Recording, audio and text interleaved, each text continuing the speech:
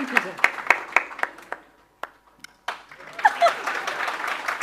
അല്ല ഇത് കാണുമ്പോഴത്തേക്കും ഒരു കാര്യമുണ്ടേ സുരേഷ് ഏട്ടാ, ഞാൻ പറഞ്ഞില്ല എൻ്റെയൊക്കെ ചെറുപ്പകാലത്താണ് ഞാൻ ലേലമൊക്കെ കാണുന്നത്.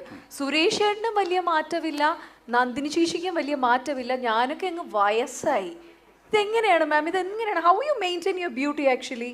കാരണം തമിഴിൽ ഭയങ്കര തിരക്കുള്ള ആക്ട്രസ് ആണ് കേട്ടോ സുരേഷ് ഏട്ടാ.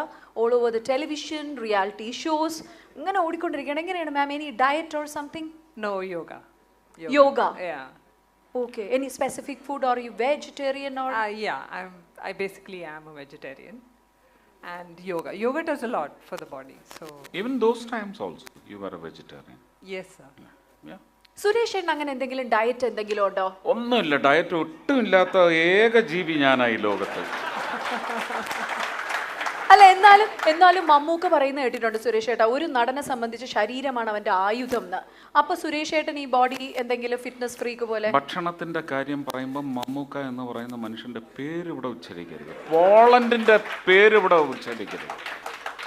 അതൊരു അപൂർവ ജന്മമാണ്. അങ്ങനൊന്നും ലോകത്താർക്കും പറ്റില്ല. വലിയ നടനാണ് മോഹൻലാൽ, മോഹൻലാലിനും പറ്റില്ല അതുപോലെ ആവാൻ. അല്ല ഇംപോസിബിൾ. അല്ല മമ്മൂക്കയുടെ ഇഷ്ടപ്പെട്ട ഭക്ഷണം കഴിക്കാതെ ആയിട്ട് എത്രയോ വർഷങ്ങളായി എന്നൊക്കെ നമ്മളിങ്ങനെ ഇന്റർവ്യൂസിൽ കാണാം. സുരേഷ് ഏട്ടൻ അങ്ങനെ ഇഷ്ടപ്പെട്ട ഒരു ഭക്ഷണം മുന്നിൽ കൊണ്ടുവച്ചിട്ട് ഇനി അടുത്തൊരു സിനിമയ്ക്ക് വേണ്ടി 10 കിലോ കുറയ്ക്കണം, ഇത് കഴിക്കാനേ പാടില്ല എന്ന് പറഞ്ഞ സുരേഷ് ഏട്ടൻ എന്ത് ചെയ്യും? എനിക്ക് പറ്റില്ല. ഞാൻ ആ ഉപദേശം വേണ്ടാന്ന് വയ്ക്കും, അത്രയേ ഉള്ളൂ. എൻ്റെ അടുത്ത് ഇപ്പം എൻ്റെ ഡോക്ടർ മോഹൻസ് ക്ലിനിക് ചെന്നൈ, അദ്ദേഹം പറഞ്ഞിരിക്കുന്നത് കഴിഞ്ഞ ഓഗസ്റ്റ് 15-നാണ് എനിക്ക് ഫുൾ ചെക്കപ്പ് ഉണ്ടായിരുന്നത്. അപ്പോൾ അദ്ദേഹം പറഞ്ഞത് എൻ്റെ ഷുഗറിനുള്ള മരുന്നെല്ലാം നിർത്തിത്തരാം, ഒറ്റ കണ്ടീഷൻ, 6 മാസത്തിനുള്ളിൽ ഫെബ്രുവരി 15-നുള്ളിൽ എൻ്റെ 107 കിലോ 100 കിലോ ആവണം. അതിനുശേഷം പിന്നെ ഒരു 9 മാസത്തിനുള്ളിൽ ആ 100 കിലോ 93 കിലോ ആവണം എന്ന് പറഞ്ഞ് എന്നെ അവിടെ നിന്ന് ഇറക്കി വിട്ടിരിക്കുകയാണ്. ഇപ്പോൾ ഒരു 2-2.5 കിലോ കുറഞ്ഞിട്ടുണ്ട്. അത് പക്ഷേ ഞാൻ അതിനുവേണ്ടി കഠിനാധ്വാനം ഒന്നും നടത്തിയിട്ടല്ല, കുറച്ച് നടത്തം കൂടുതൽ നടന്നു. അപ്പോൾ അതിൻ്റെ പശ്ചാത്തലത്തിൽ ഒരു 2.5 കിലോ എനിക്ക് കുറഞ്ഞു. പിന്നെ അതിൻ്റെ തിരിച്ചടി എന്ന നിലയ്ക്ക് ചില വക്രങ്ങളുടെ എല്ലാം കുബുദ്ധി പ്രയോഗങ്ങളെല്ലാം വരുന്നതിൻ്റെ പേരിൽ ഒരു കിലോ ഇങ്ങോട്ട് ഉടനെ തന്നെ കുറയും. You know, ma'am, we were saying actually he's one guy who act only in movies, who doesn't act in real life. Kind of a real life star ആണ് സുരേഷ് ഏട്ടൻ എന്ന് ഞങ്ങൾ എല്ലാവരും പറയാറുണ്ട്. മാമിൻ്റെ അന്നത്തെ ഓർമ്മകൾ എന്തായിരുന്നു during the shooting of the ലേലം സുന്ദര പുരുഷൻ? ആ കെമിസ്ട്രി എങ്ങനെ ഓർത്തെടുക്കുന്നു മാം? ഒറ്റ കാര്യം ഞാൻ പറഞ്ഞോട്ടെ, ഒരുപാട് കേക്ക്, ഒരുപാട് പാലപ്പം, അല്ലെങ്കിൽ ഒരുപാട് ഭക്ഷണം ഞാൻ എവിടെ നിന്നെല്ലാം വാങ്ങിച്ചുകൊണ്ട് കൊടുത്തിട്ടുണ്ടെന്ന് ചോദിച്ച്, ആലപ്പുഴ വഴി വരുമ്പോൾ അവിടുന്ന്, കണ്ണൂരിൽ നിന്ന് വരുമ്പോൾ അവിടുന്ന്, കോഴിക്കോട് നിന്ന് എല്ലാം എത്ര ഭക്ഷണമാണ് ഞാൻ വാങ്ങിച്ചു കൊടുത്തിരിക്കുന്നത്. Yeah. He used to give me a lot of food then. Nandini ചേച്ചിക്ക് മാത്രമേ ഉള്ളൂ അതോ വേറെ ആക്ടേഴ്സിനൊക്കെ ഉണ്ടോ? എല്ലാവർക്കും, സിദ്ദിഖിൻ്റെ അടുത്ത് ചോദിക്ക്, ഷമ്മിയുടെ അടുത്ത് ചോദിക്ക്, എല്ലാവർക്കും കിട്ടും. പക്ഷെ നായികന്മാർക്ക് കുറച്ച് കൂടുതലേ ഉള്ളൂ. അല്ല, ഹൗ സ്വീറ്റ് വാസ്, ഇതുപോലെ സ്വീറ്റ് ആയിരുന്നു സുരേഷ് ഏട്ടൻ സെറ്റിലൊക്കെ? എത്രയും ടോക്കറ്റീവ് അല്ലായിരുന്നു. Yeah, you were talking a lot. അധിക പ്രസംഗിയായിരുന്നു. No, not Adhika Prasangi. I remember first day when I went there, he wasn't feeling well. So I was taken to his room to be introduced to him. And he saw me, and immediately, though he wasn't feeling well, he gave me a compliment. He said, "You're really tall and pretty," he said. And I was like really surprised because he wasn't feeling well, and would anybody think of giving somebody else a compliment at that time? But he did. And so I was before I did the film, there were many things that were told to me about him, that he's a good actor, he's a good person and all that. But when I met him, he was more than that. He was more than just being a humble person, a good actor.